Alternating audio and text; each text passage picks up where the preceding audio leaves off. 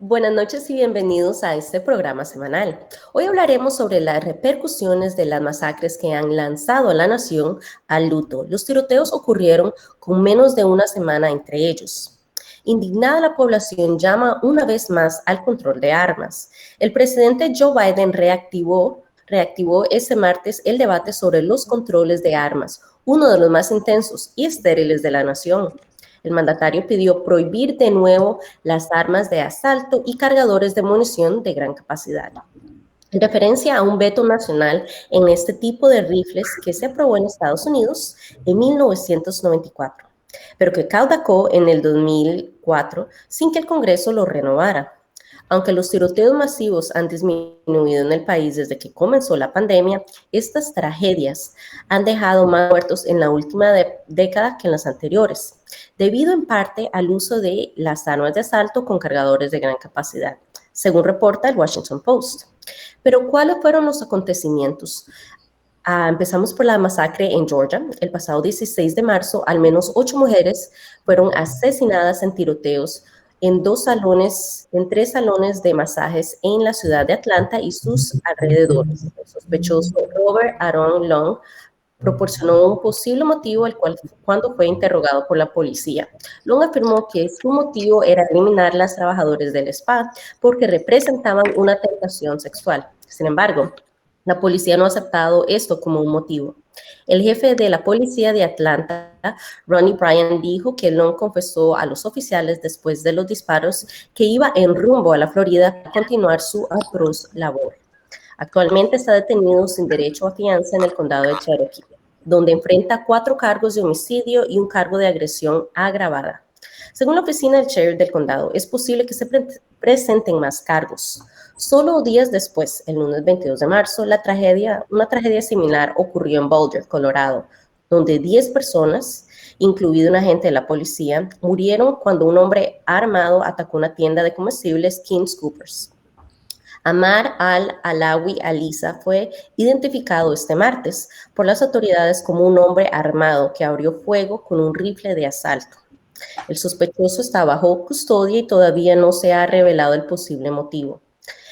Este ambiente es el que se respira en la nación. Para aclararnos más sobre el tema, nos acompaña Cristian Contreras, abogado de derechos civiles en Justice X, y Mario Guevara, periodista en Mundo Hispánico. Muchísimas gracias y buenas noches. Gracias por acompañarme. Buenas noches. Muchas gracias, Rita, por el programa y por invitarme para ser un panelista. Claro. Muchísimas gracias, colega, por esta invitación. Es un honor compartir con este espacio con el abogado, con ustedes, con toda su audiencia, sin duda alguna. Un tópico muy fuerte, un tópico que vale la pena no ignorar porque está costando la vida de personas. Así es. Y claro, le quiero invitar a toda la audiencia que si tienen preguntas, comentarios, que con mucho gusto nos los dejen ahí y empezamos. Entonces, si quiere empezamos por usted, abogado. Desde su punto de vista en derecho, ¿cuáles son las razones históricas, sociales, políticas, culturales que subyacen en los frecuentes tiroteos en diferentes regiones del país? Pues como empezó era con la Ilustración. En inglés se llama The Enlightenment Period. Y eso lo que es cuando pasó que en Inglaterra y en países urbanos empezaron con una idea que cada persona tiene derechos que son naturales, natural rights. Y eso lo que significa es que personas tienen el derecho para vivir, para propiedad y para defenderse. Y desde ese tiempo, los fundadores de este país, como George Washington, Thomas Jefferson, implementaron eso en nuestros documentos que tenemos desde el principio, como la Declaración de Independencia y la Constitución y los enmendios de derechos. Y uno de esos es la Declaración Segunda, que dice que todos tienen el derecho para tener armas. Y eso era desde el año 1776 que empezó eso. Y eso lo que significa es que las personas pueden tener armas. Y desde ese tiempo, personas en todo el país, incluyendo personas de la población blanca, tienen el derecho para usar armas y armas con mucha capacidad. Y esas son las personas que piensan que porque es un derecho que no se puede quitar. Entonces, eso es un derecho que pueden tener esas armas que matan a muchas personas. Ese es el perspectivo histórico. Socialmente, también se puede ver que personas como en países sureños, acá en los Estados Unidos, piensan que tienen el derecho también para usar esos tipos de armas. Como en California, tenemos restricciones más restrictivas de cualquier estado en el país. Y acá en California, ¿cómo se dice? Son personas más progresivas, personas que no son conservadores o personas que son como más demócratas. Y la otra razón es que algo que se llama políticas de identidad. Cuando personas piensan que, pues, yo quiero ser republicano o yo quiero ser demócrata. Si alguien quiere ser un republicano, eso significa que, pues, yo apoyo a presidentes o personas en políticas que son racistas o apoyan que podemos tener armas y son contra inmigración. Porque personas piensan que ser parte de esa identidad significa que tienen que usar armas o tener muchas armas. Por eso también es otra razón que personas en los Estados Unidos específicamente piensan que el derecho de armas es algo que no se puede quitar y no se puede restringir. Esos son unos ejemplos y unas razones que eso está pasando aquí en los Estados Unidos. Claro, entonces es la identidad de las personas que lo asocian con su partido político. Mario, como en su perspectiva como periodista que usted ha cubierto, no lo mencioné al principio, pero usted radica en Georgia, que fue uno de los lugares donde sucedió estos acontecimientos. ¿Qué nos puede decir en esta misma pregunta? Eso es correcto lo que dijo el abogado, y a mí como periodista aquí en Estados Unidos me he llevado sorpresas que jamás había visto en ningún otro lugar. Yo he cubierto protestas en El Salvador, en Honduras, y realmente nunca había visto que en una protesta hubiese personas con rifles largos, con cargadores de sobra, como que es una guerra. Y eso lo he visto aquí en Atlanta, en las protestas del grupo Black Lives Matter. He podido ver cómo grupos de ambos bandos, tanto blancos como afroamericanos, completamente armados, como que si hubiesen preparado para una guerra. Pero al estudiar un poco la Constitución, como el abogado dijo bien, lastimosamente el país lo tolera. Incluso estos sujetos están mejor armados que la misma policía.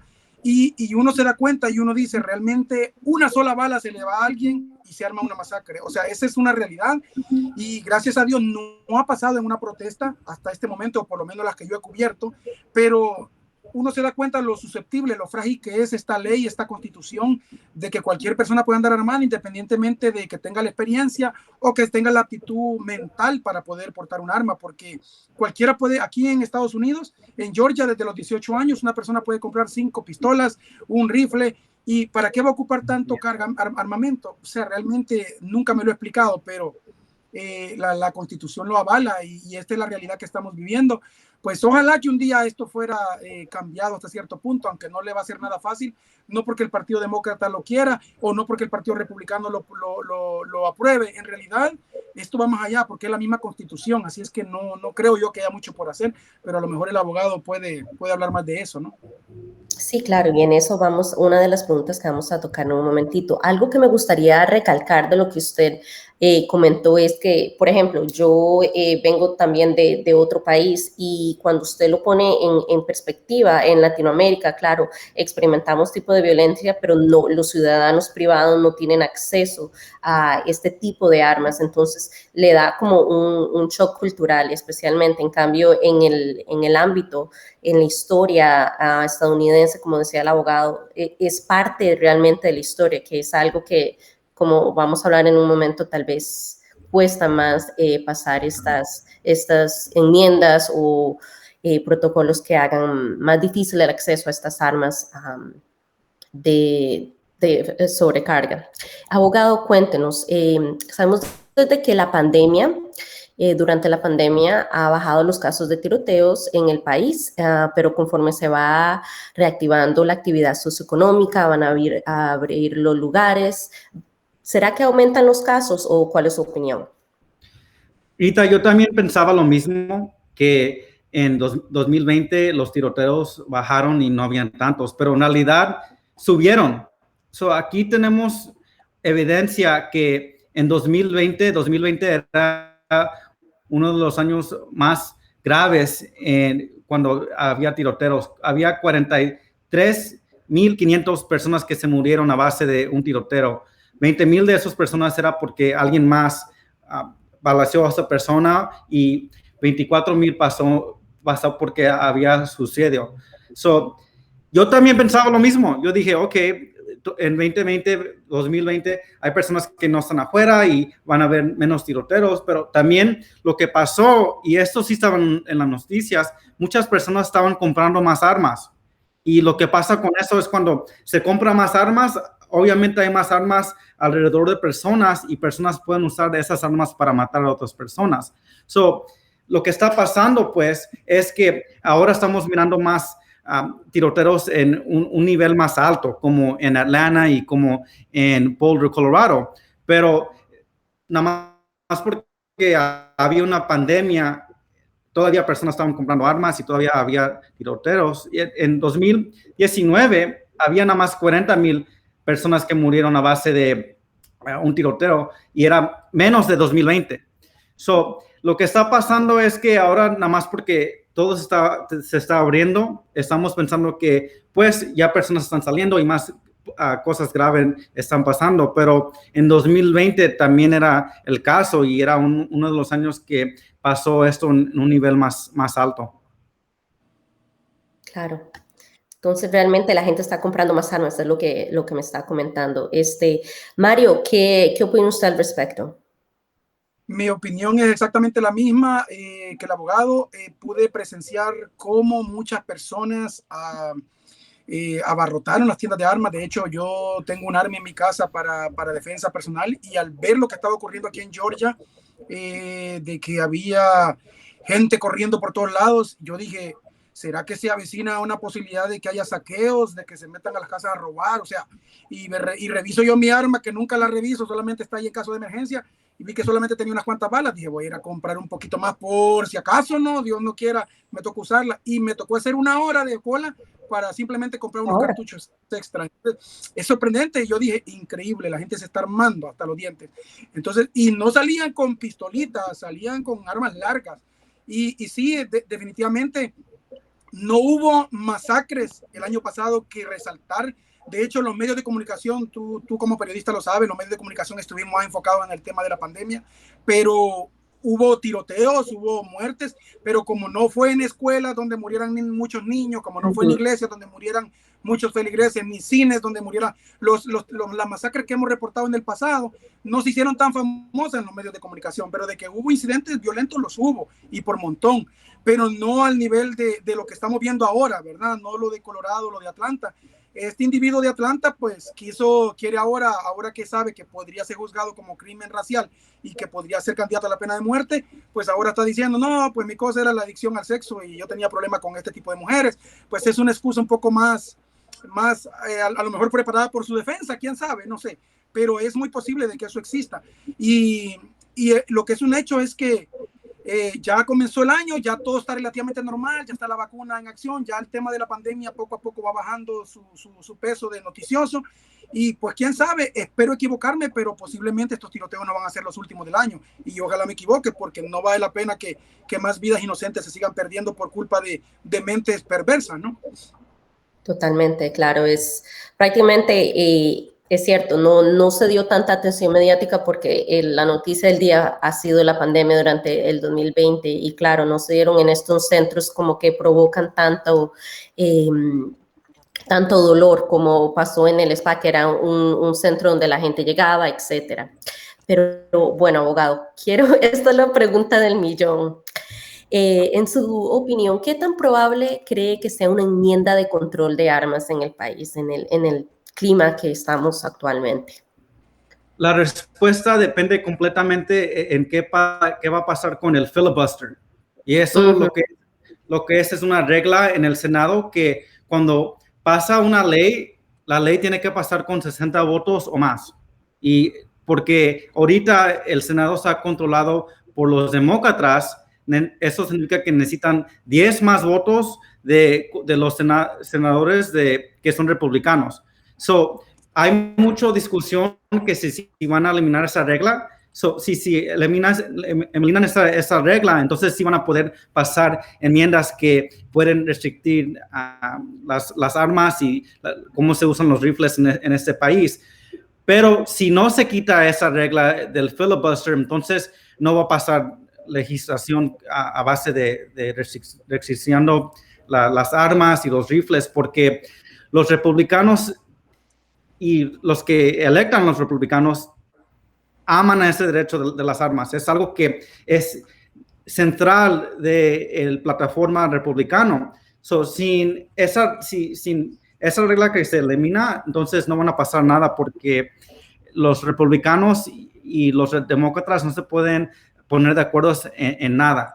Y luego, en realidad, también hay unos demócratas que son un poco más al lado de los republicanos, como Joe Manchin. Él es alguien que es un senador de West Virginia, que es una área que tienen muchas personas republicanas. Sin el filibuster, con esa regla, no van a pasar nada en el Senado y no van a pasar ninguna ley que puede cambiar las reglas ahorita. Claro, y esto, bueno, ahora con esta nueva administración se ha dicho de que Biden va a ser la persona que unifique eso, pero al fin y al cabo no cabe sobre él, sino en el Senado y estos diferentes senadores que tienen su propia agenda y tienen que responderle, claro, a la población que los eligió. Y un poquito hablando más de esta cultura de amor a las armas, Mario, en su opinión, ¿existe una cultura armantista en el país? ¿Es posible que en este momento legislar un control de armas de asalto? Usted que ha reportado en esta área, ¿qué opina? Básicamente esa es una batalla, yo creo que más difícil de lidiar que toda la guerra que ha lidiado Estados Unidos, porque es la Constitución, y como lo dijo el abogado, no estamos hablando de un partido político, hay gente mezclada, hay gente que está ahí en contra y a favor en ambos lados, y llegar a un acuerdo para hacer una enmienda, un cambio a la Constitución, por ahora lo veo casi imposible. Quién quita, a lo mejor en unos cuantos décadas, no sé, pero por ahora yo no creo que eso pueda ocurrir, especialmente porque este es un país capitalista, este es un país donde se mueve todo por cuestiones de dinero. Por ejemplo, aquí en Georgia hubo muchos lugares que no se cerraron porque el gobierno consideró que, y por eso es que la pandemia pegó muy fuerte acá, porque el gobierno dijo no es necesario que estén cerrados, y hubo mucha gente que se contagió en esos lugares. Pero el tema del dinero, los republicanos van mucho al tema de la economía, y las armas, no es un secreto que las armas generan pero billones de dólares al año en Estados Unidos, y el tema y además hay entre estos mismos políticos hay quienes tienen acciones, tienen dinero invertido en este tema de las armas. Entonces, como que ellos mismos estén pegando una bala en su pie, ¿no? Decir, esto no me interesa, no quiero acabar con este tema cuando le genera ganancias. Es difícil. Yo en lo personal creo de que es más de cuestión de conciencia. Yo pienso en lo personal que no necesariamente tienen que cambiar o prohibir el uso de las armas, sino restringirlo un poco más, porque imagínate un muchacho, 18 años, y ya no sabemos el tipo de mentalidad que trae, no sabemos cómo se crió, no sabemos y lo que ha sufrido, y de repente ya puede tener un arma en sus manos, se puede creer un Rambo, ¿no? La verdad es que son cosas que son difíciles de prevenir, pero yo pienso que así como, por ejemplo, el tema del licor se les permite a los muchachos a los 21 años, se debería dar el tema de los 18, porque si vemos históricamente los tiroteos, las masacres, históricamente la mayoría de veces han sido ocasionadas por personas jóvenes que quién sabe qué se metieron en su cuerpo, quién sabe qué vieron, pero un día se levantaron con ganas de matar a gente. Entonces, lastimosamente, ese es el tema. Y muchos después terminan escudándose, ¿verdad? Aquí, nada menos en Georgia, hace 3 días, entró un joven afroamericano a un Publix, llevaba 2 rifles y 5 pistolas por todos lados. Y uno dice, ¿qué hace un muchacho joven con tanta arma? O sea, va a matar gente. Si yo veo una persona con 5 armas, yo pienso lo peor. Y Dios quiera, ¿verdad?, que no se va a dar la oportunidad, porque yo creo que saldría espantado del lugar donde viera esa situación. Entonces uno dice, ¿por qué se permite eso? Y todas las armas legalmente adquiridas, o sea, ¿por qué se permite eso? Como que hubiera más restricción, pero como la cuestión económica y lastimosamente la de nunca acabar, yo no pienso que esto vaya a reformarse un día tan pronto, no creo. Claro, y esto que usted menciona de las personas jóvenes, si no me equivoco, el de Atlanta tenía 21 años y el de Colorado, si no me equivoco, no me recuerdo si tenía 21 o estoy confundiéndolo también, pero son personas jóvenes y el cerebro en sí, la parte del cerebro que hace de que tomen estas situaciones no se termina de crecer y madurar hasta los 25 años, así de que se amerita, hay un argumento para poder poner estas limitaciones. Sí, sí, estabas correcta, Rita. Los dos muchachos tenían 21 años. En realidad, la pregunta no es que si van a hacer una nueva enmienda para restrictir o prevenir que personas que tengan armas o usan armas. La pregunta real es que qué tipo de restricción o legislación van a pasar para hacer como cheques de background o también para hacer cheques de mental y para personas que sí pueden comprar esos tipos de armas, porque creo que como 25% de los muchachos o personas que están involucrados en tiroteos, en masacres, tienen problemas del cerebro o problemas mental. Y eso es algo que no hay resolución de eso. Nada más cualquier persona puede comprar arma y ese es el problema. Lo que tienen que hacer es restrictir y limitar el acceso a esos tipos de armas a personas que no pueden, no tienen la capacidad para usar esos tipos de armas. Claro, ¿usted cree de que si se llegara, hablamos de implementar más lo que son requisitos para poder obtener el arma, pero si vamos a la legislación y se restringe en sí no el acceso a armas regulares o de protección, pero a las armas de asalto, ¿usted cree que aumente la posibilidad de que se pase una enmienda o realmente no tiene un papel en eso? ¿Usted cree de que las dos son iguales? Pues son diferentes, porque la enmienda segunda dice que cualquier persona puede utilizar una arma. Eso es algo que no va a cambiar durante que yo esté vivo. Pero que si hay una limitación, eso es diferente y el tipo de limitación, porque ahorita sí tenemos limitaciones que personas que tienen felonías en su récord no pueden usar unos tipos de armas. Pero ahora lo que quieren hacer los demócratas es expandir esas restricciones para otras personas que a lo mejor no tienen un récord criminal, pero están enseñando o están expresando que tienen un problema mental o un problema que a lo mejor le van a causar que se estén en un masacre o un tiroteo. Eso es lo que el enfoque ahorita, lo que está pasando ahorita. Claro. Mario, ¿usted dónde cree que sale este apego estadounidense a las armas? Yo sé de que comentábamos al principio un poquito, pero ¿qué nos puede añadir al respecto? Lastimosamente no es un secreto, ¿verdad? Históricamente, por décadas, desde que yo estaba bien chiquitito, ya tengo 43 años, desde que estaba muy chiquitito, escucho que Estados Unidos está peleando guerras aquí y allá, o sea que el tema de enfrentamientos armados, el tema de conflictos bélicos, parece que los niños, los abuelitos, o sea, realmente es algo que históricamente tiene siglos aquí en Estados Unidos. Entonces, yo creo que esta pasión por las armas, difícilmente las personas, por ejemplo, en mi caso, yo me pongo de ejemplo en este sentido, porque yo digo, como la situación a veces se torna peligrosa y la Constitución me permite, yo puedo tener un arma en mi casa para defender mi familia.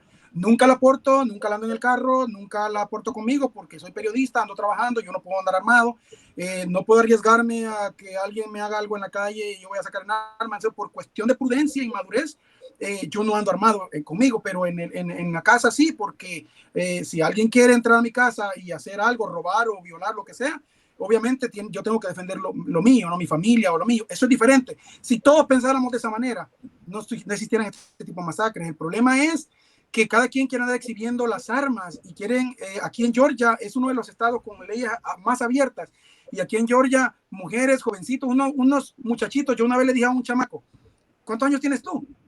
18, porque parecía de 13 años, bien chiquito, y andaba con su pistola aquí pegada porque la ley se lo permite. O sea, claro, la edad no, tal vez cumple con los requisitos en cuanto a edad, pero físicamente, así como luce, tal vez así tiene su mentecita. Entonces, este muchacho Si a alguien se le cruza en el carro una imprudencia, saca el arma y mata al otro. O sea, como dice el abogado, no son masacres, pero son incidentes violentos que se dan en la calle todos los días.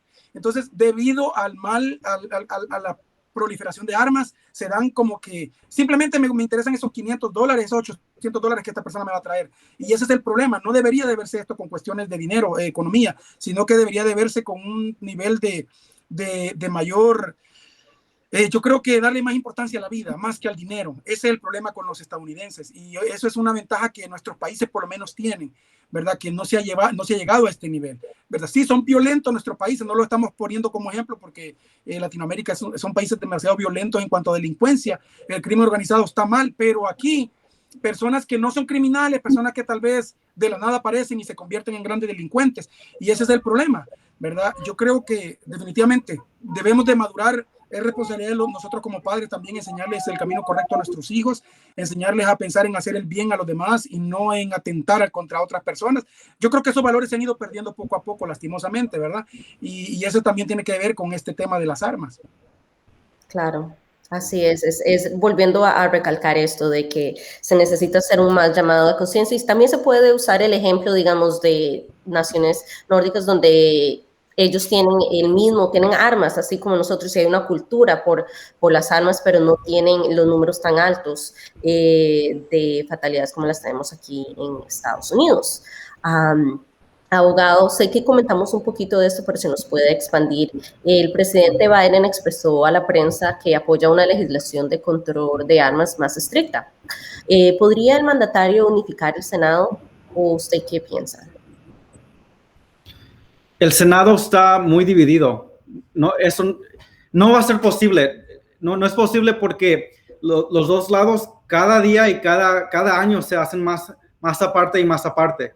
La idea de ponerse de acuerdo, o sea, algo no es posible en el Senado y no es posible en políticas americanas porque cada lado piensa que el otro lado es enemigos y son más peor que si era como Rusia o otro país que antes era enemigo de Estados Unidos. So, en este Senado y este gobierno no se pueden poner de acuerdo de nada. Entonces, con lo que diga President Biden, los republicanos no se van a poner de acuerdo.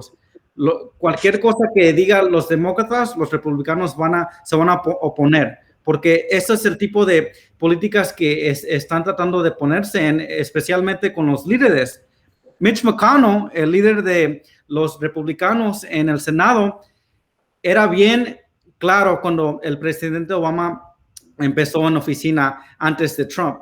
Dijo que cualquier cosa que Obama haga, nosotros nos vamos a oponer. Y eso es la historia de políticas en los Estados Unidos. So, cualquier cosa que Biden propone no va a pasar con ninguna prueba de los republicanos. So, unificación no creo que es posible en este tiempo. Es realmente una lástima saber de que estamos creando más fracturas dentro del Senado y se hacen las tareas extremadamente más grandes y al fin y al cabo los afectados es la población que no puede avanzar por la falta de legislación. Y bueno, esta pregunta es para los dos. Después del verano pasado aconteció los movimientos de Vidas Negras Importan, Black Lives Matters, como comentábamos, y otros movimientos similares. ¿Cuáles son las posibilidades de que vivamos un verano parecido a esto, de que otros eventos surjan? Yo doy mi opinión y es que eso es poco probable. ¿Por qué razón? Porque al final de cuentas teníamos un gobierno diferente, estaba un gobierno con un presidente blanco, el de ahora también es blanco, pero es de un partido que ellos consideran amigable, de que ellos consideran que es simpatizante. Entonces, yo no pienso que eso lo vamos a ver. Y por ese lado es bueno, porque cubrí muy de cerca estas protestas y se tornaron violentas, vi arrestos masivos, hasta yo logré una mi bala de goma en el estómago. Fue unos encuentros tan duros que se dieron aquí en Atlanta y al final, ¿verdad? pues no hubo resultado porque no, realmente no, ninguna parte ganó. Lo que sí es un hecho es que yo no pienso que eso vaya a ocurrir. Yo realmente creo que ya cesó porque no lo aceptan, independientemente de eso no lo aceptan, pero al final de cuentas políticos demócratas estaban detrás de estos movimientos también, y ahora porque ya están en el poder no van a estar ellos haciendo movimientos que los van a desestabilizar. Yo no creo que eso vaya a pasar. ¿Abogado? Yo creo que depende en la área del país, porque yo vivo aquí en Los Ángeles. En Los Ángeles todavía cada semana y cada fin de semana hay demostraciones, hay manifestaciones a base de Black Lives Matter, y hasta esta semana, ayer y antier, había un movimiento aquí por Echo Park porque están tratando de mover personas que no tienen casa. So, en comparación a un estado como en el sur, como en Tennessee o Arkansas o algo así, un tipo de Black Lives Matter movimiento como en 2020 a lo mejor no es probable, pero en partes del país como Los Ángeles, California y Nueva York es más probable. Eso va a depender en cada estado y cada ciudad, pero todavía hay mucho interés en esta área. Por ejemplo, el juicio de Derek Chauvin, el policía que mató a George Floyd, todavía está pasando ahorita. Y hay muchas personas que están siguiendo ese juicio. Yo a veces he comentado a muchas personas en las noticias o en publicaciones sobre ese caso y sobre el juicio. Hay muchas personas que sí están interesadas, y ahora lo que es tratando de crear algo que es sostenible o algo que se va a seguir para el futuro. Porque lo que pasó en 2020 nada más eran manifestaciones, pero el movimiento ahora va a ser base de qué se está haciendo ahorita ya cuando se pasó la reacción. La reacción era 2020. Ahora el movimiento va a ser base lo que estamos haciendo como legislaciones o leyes o cualquier cosa, pólizas que se van a poner para cambiar lo que pasó o prevenir lo que pasó a George Floyd y también a otros muchachos afroamericanos y latinos aquí en los Estados Unidos. Claro. Entonces, realmente ve que el ámbito de las protestas tal vez disminuyan, pero no se desaparezcan. Más bien se ha movido al ámbito legislativo para crear algo en el futuro.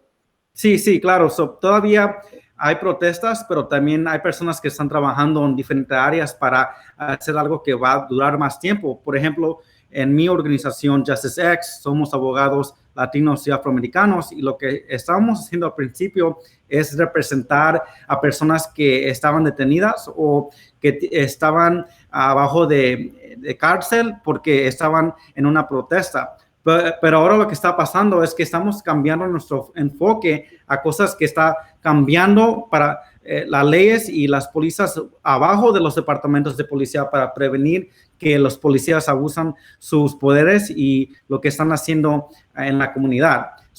Estamos en un tiempo interesante porque estamos mirando un movimiento transformándose, algo que va a durar más, y estamos mirando qué se está haciendo para que haya una verdadera cambio en cómo la policía se comporta y cómo se comporta con la comunidad. Claro. Mario, hablemos un poquito de lo que pasó en Atlanta. La comunidad asiática en los Estados Unidos ha sido víctima de ataques de odio desde que empezó la pandemia realmente. Y la reciente masacre lo confirma. O sea, no sabemos, no se han dado los motivos, pero como usted decía, puede ser de que sea alguna estrategia de la defensa. ¿Qué podemos hacer como sociedad para evitar estas futuras tragedias basadas en crímenes de odio?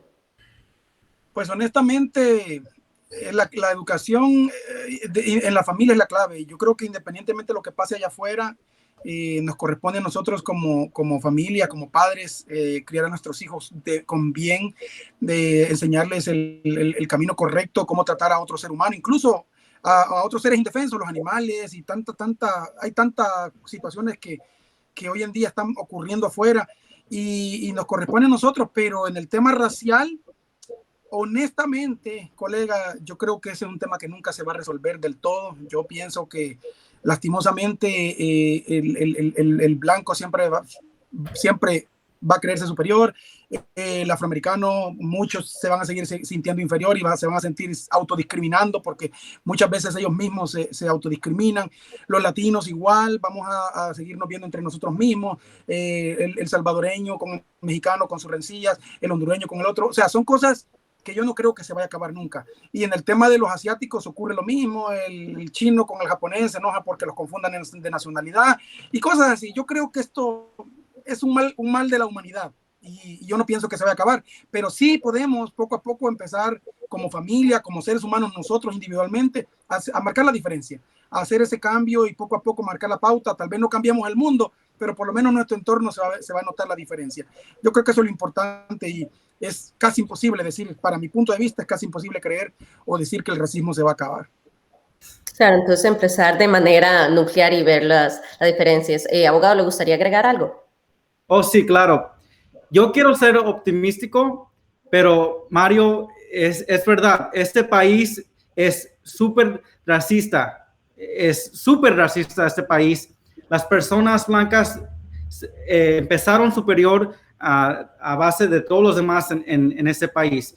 El primer documento, la Declaración de Independencia, dijo, todos hombres están creados mismos, pero al mismo tiempo había personas negras que eran esclavos, había mujeres que no tenían derechos, y lo que está pasando es que nada más se cambian las cosas como ese racismo se expresa.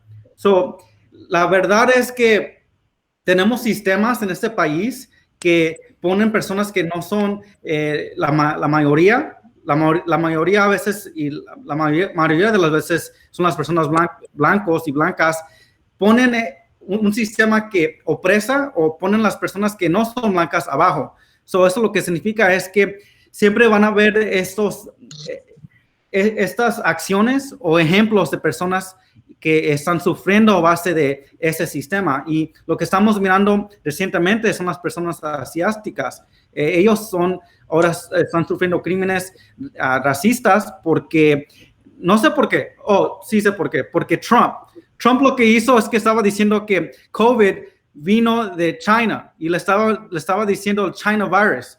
Y obviamente cuando el presidente dice algo, hay una reacción a lo que dice el presidente. Las personas que estaban siguiendo al presidente y que creen cada cosa que dice, pues piensan que las personas asiáticas y personas de China trajeron COVID, la pandemia. Lo que estamos mirando es una reacción a todo lo que estaba pasando en 2020 y dentro de la pandemia, porque los líderes estaban diciendo que la pandemia era the China virus y cosas que no son verdad. Eso es lo que está pasando ahorita. Claro, y es cierto, realmente se están viendo las secuelas y las olas de estos mensajes y claro, todo el lenguaje que se usa para determinar o para describir a una población tiene consecuencias. Me gustaría volver a lo que usted estaba diciendo de la opresión sistemática. Si, digamos, un ciudadano privado quiere cambiar ya sea el control de armas o quiere cambiar lo que es cualquier causa social, ¿qué pasos debe tomar para informar a su congresista o a su senador? Mario, ¿quieres hablar de eso primero y luego yo puedo comentar? Yo creo, colega, que en realidad ya se dio un gran paso. El voto. El año pasado se vio un cambio radical en el tema del sufragio. Jóvenes que antes eran indiferentes al voto, masivamente fueron a votar y mira la diferencia. Sacaron a un presidente que ya no querían o que consideraban contrario a sus ideales, lo sacaron. Porque yo siempre dije de un principio, se alegaba fraude, pero la diferencia es tan radical, tan drástica, que no hubo fraude. Los estadounidenses votaron, eligieron, lo querían fuera y lo sacaron al presidente Trump. Entonces, ese es un gran primer paso. Ahí se puede ver que cuando se propone, se logra. Entonces, ya se vio un cambio en este tema del voto, una indiferencia que no se volvió a registrar a comparación de las votaciones de años pasados. Y ahora yo creo que también aquí funciona completamente diferente el sistema electoral. Aquí, a diferencia de mi país, yo como ciudadano nunca voy a tener acceso a un diputado en mi país. Aquí es todo lo contrario. Aquí un congresista, si yo le mando una carta, es casi seguro que si no él directamente, uno de sus asistentes me va a responder y van a ponerse a trabajar en el asunto. Lo pude comprobar con mi mamá cuando se le perdió a ella su green card y la inmigración no se la renovaba y no se la mandaba. Mi mamá le mandó una carta, le escribió una carta al congresista y le explicamos el problema. Porque le dijimos, mira, o sea, le dije a mi mamá, yo voy a ser votante, yo simpatizo con su partido, ayúdeme a que mi green card me llegue porque me la dan por perdida. Y eso en menos de 3 meses le habían resuelto el problema. Entonces sí funciona eso aquí. Allá en El Salvador jamás te van a responder. Pero cosas así como estas, que uno se da cuenta de que simplemente ahí están las herramientas, solamente hay que usarlas. Cualquier cambio, cualquier cosa que nosotros querramos, es posible obtenerla siempre y cuando nosotros mismos nos esforcemos, porque si nos quedamos acostados en la cama esperando que nos llegue, no nos va a llegar. Así es que yo creo que ya se está haciendo, ya sería un cambio, y yo pienso que los próximos años van a ser así de buenos también. Totalmente. Eso es una herramienta que yo la he visto. Una de las primeras entrevistas que hice acá de Facebook Live, también una esposa puertorriqueña pudo acudir y ayudar a que saliera su esposo costarricense de un centro de detención por eso, o sea, utilizando esa herramienta que en los países de nosotros, como usted dice, no la tenemos, no está disponible, de poder llamar, tener accountability, para tener ese tipo de decir, vea, yo lo elegí, por favor, trabaje por mí. Abogado, ¿qué le gustaría agregar sobre esto? Estoy de acuerdo con Mario. Si no haces nada, nada va a cambiar. Tenemos que tener pasos adelante para hacer cambios en ese sistema opresivo, y las cosas que se pueden hacer, obviamente votar, como dijo Mario, pero cosas afuera de votar es, están en organizaciones que hacen cambio, que apoya a organizaciones que hacen cambio dentro de tu comunidad, el estado, y luego también lo que se puede hacer con esas comunidades es tratar de cambiar legislación. Se dice lobbying en inglés, pero lo que se puede hacer también en las comunidades es ponerse juntos con otras personas, porque con números hay poder. Y si tienes muchas personas que están de acuerdo contigo y quieren cambiar algo, entonces se oye esa voz unificada más fuerte que una voz sola. Y al lado de eso, y también lo que se puede hacer es también estar en corte. Los abogados pueden estar en corte, pero lo que se hace, los cambios que se pueden hacer es en corte, cuando abogados como nosotros o personas que contratan abogados, es para ¿cómo se dice? Tratar de cambiar una ley o tratar de cambiar un sistema que está afectando a personas. Con votar, pólizas en políticas y también en los sistemas de corte, son 3 maneras que se pueden hacer cambio, y como una persona que nada más en casa y también al lado de protestas y manifestaciones también. Así es. Quiero mandarle un saludo a José y a Luis, que nos dejaron un comentario. Y Mario, cuénteme, a veces como medios de comunicación nos enfocamos más en el perpetrador de violencia que en las víctimas, lamentablemente. ¿Qué recomendaciones le podría dar a las familias de las víctimas para lidiar con el dolor, o a los mismos colegas que podamos cubrir esto de manera que los tome en cuenta? Lastimosamente, ese es otro tema que es súper difícil. Yo estaba pensando en esa pregunta, en esa misma cuestionamiento, porque vivimos en una sociedad en que, tristemente, duele decirlo, pero soy periodista y conozco la audiencia. El morbo es el que vende. O sea, mientras más morbosa sea una situación, mientras más sangre haya, eso es lo que la gente quiere ver, y se disparan los números, todo el mundo leyendo. Entonces, lastimosamente, nos hemos mal acostumbrado a eso. Y ya esa sensibilidad, ese nivel de sensibilidad de decir, no voy a tocar esto así de cruel porque puedo lastimar a una víctima, eso ya se está perdiendo, y muy pocos medios de comunicación lo tendrán, muy pocos periodistas lo tendrán. Lastimosamente, muchos hemos caído en esto, y es un error. Es una de las situaciones que desde la universidad me planteaba. Decía que me voy a acostumbrar a ver tanto muerto, me voy a acostumbrar a ver tanta violencia, y después voy a dejar de sentir ese dolor humano. Eso es lo más triste. Le pasa a las autoridades, después de ver tantas tragedias ya es normal, y después pasan a dormir y a comer como que no ha pasado nada, como que no han visto nada, cuando en realidad han vivido algo muy duro. Entonces los periodistas estamos en el mismo nivel, y yo creo de que sí, sin duda alguna, se puede cambiar los ángulos de la historia, pero es más difícil porque la sociedad demanda otras cosas hoy en día. O sea, si uno busca una nota un poco más humana, más sensible, más suave, pues no tiene el resultado que se desea en términos periodísticos. Lastimosamente, estamos viviendo en una sociedad de redes sociales donde todo implica números, donde todo se mide por audiencia. Si la gente lo vio, ya rating la hicimos y esa ganancia ya no nos fijamos tanto en el tema humano. Es una triste realidad, no es mi culpa, pero es el ambiente que nos rodea, ¿verdad? Así es que duele decirlo, pero dudo mucho que eso vaya a cambiar para mejorar, lo dudo. Así es. No sé si le gustaría añadir algo antes de pasar a la siguiente pregunta, abogado. No, hace tiempo.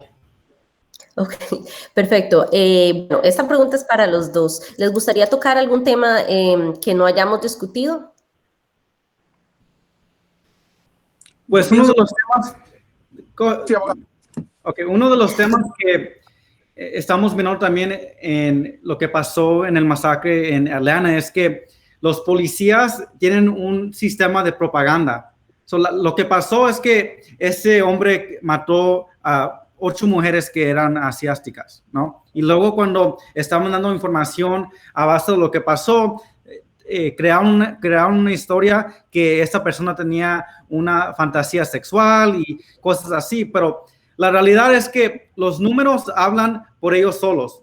Este hombre mató a 8 mujeres asiáticas y estamos en un tiempo cuando estamos mirando violencia a esa comunidad y no es coincidencia que este muchacho mató a estas mujeres y a estas personas que eran mujeres asiáticas. Lo que estamos mirando es que los policías y luego los departamentos de policías crean historias porque no quieren que la reputación de personas o que se miren mal en el público. Y es algo que yo miro en mi práctica aquí, siendo un abogado de derechos civiles. Representamos a familias que su hijo o su hija o una persona de la familia mataron a base de tiroteos.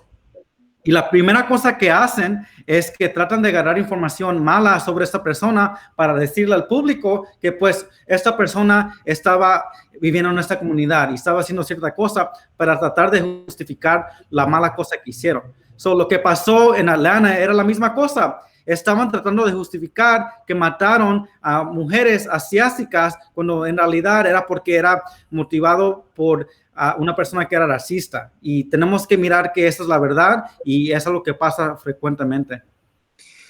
El abogado completamente de acuerdo, no hay justificación. Fíjate, colega, que aquí en Georgia no es un secreto. No es un secreto que la mayoría de estos lugares que ofrecen masajes que son manejados no solo por asiáticos, también por hispanos, ofrecen prostitución clandestina. En Georgia la prostitución es ilegal y ofrecen prostitución clandestina, entonces no es un secreto, pero eso le da derecho a alguien decir la voy a ir a matar para que se acabe. Es falso, completamente falso. O sea, no se puede justificar.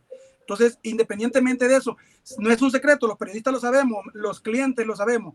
De hecho, una de las víctimas que acabó gravemente herido fue un hombre que estaba dentro de esos masajes y terminó en el hospital, gravemente herido. Y los comentarios en las redes sociales decían, pobrecita, cuando salga del hospital la mujer lo va a terminar de matar porque estaba metido ahí, porque aquí ya se sabe de que la mayoría de esos lugares son relacionados con prostitución. Ok, eso no es un secreto, la policía lo sabe, pero no hace nada. Entonces, ¿por qué ahora querer usar eso como una justificación y decir, pero es que él era adicto al sexo, él tenía miedo de seguir botando su dinero ahí? Al final de cuentas, la justicia, las autoridades tienen que hacer algo con esos lugares si están violando la ley y no ponerlo en manos de un loco de decir, no, es que él está tratando de limpiar lo que está mal. Es ridículo. Independientemente de que fuera por cuestiones de adicción sexual y porque él sentía de que ahí estaba perdiéndose su vida, independientemente de eso, fue una masacre que él, de verdad, él merece la pena capital y yo, en lo personal, la pena capital yo creo que en ciertos casos es necesaria para sembrar un precedente. Así es que ojalá que la justicia se encargue, ¿no? Todavía es inocente, el abogado sabe perfectamente esto, todavía es inocente hasta que no se pruebe lo contrario, pero que la justicia se encargue y que estas 8 vidas y los heridos y las víctimas que hubo también ahí que quedaron con lesiones de por vida, igual también sean compensadas. Así es, y yo creo de que esto, lo que usted está diciendo de dar un precedente, de ahí es donde estamos más o menos hablando al principio, de que en el verano pasado vinieron las protestas de George Floyd y se dio un precedente para no tolerar ciertos actos, que esperemos de que esta tragedia ponga un precedente para parar este odio hacia la comunidad asiática, y porque hoy es la comunidad asiática, ayer fue la comunidad afroamericana, mañana somos los hispanos, etcétera. Entonces, que esa tragedia no haya sido en vano, esperemos. No sé si el público desea saber un poco más del trabajo que hacen ustedes dos, dónde pueden encontrar y recursos de todo lo que hacen. En lo personal, bueno, soy reportero radicado en Atlanta, Georgia, pero tengo una plataforma de redes sociales a nivel nacional. Trabajo para el periódico Mundo Hispánico. Tenemos una plataforma digital también muy grande. Me pueden encontrar en las redes sociales. Estoy casi prácticamente en todas, excepto en Snapchat. Creo que es para teenager y ya pasé por esa etapa. Pero de ahí estoy en todas las redes sociales. Así es que ahí me pueden encontrar, Mario Guevara, y pues realmente es un honor servir a la comunidad. Querido por muchos, odiado por otros, pero es parte de mi carrera también. Así que muchísimas gracias, colega, por darme esta oportunidad. Gracias por aceptarla. Abogado. Yo estoy basado en Los Ángeles, California. Tengo casos en el entero estado de California. Trabajo en casos civiles derechos, criminales, lesiones personales, conflictos dentro de negocios y cualquier cosa que requiere a alguien que vaya a corte para que luche para persona o para compañía. Y también tengo una organización no lucrativa que se llama JusticeX. JusticeX somos abogados afroamericanos y latinos que ayudamos a la comunidad, y nos pueden encontrar en nuestras redes sociales que se llama Justice-X, y también mi red social en Instagram es mi nombre, Cristian, y mi último nombre es Contreras, o Cristian Contreras en Instagram, Facebook o cualquier red social. Así es. Y bueno, muchísimas gracias a la audiencia y a ustedes. Les agradezco mucho por la información tan valiosa que nos dieron en este tema. Buenas noches. Buenas noches, gracias.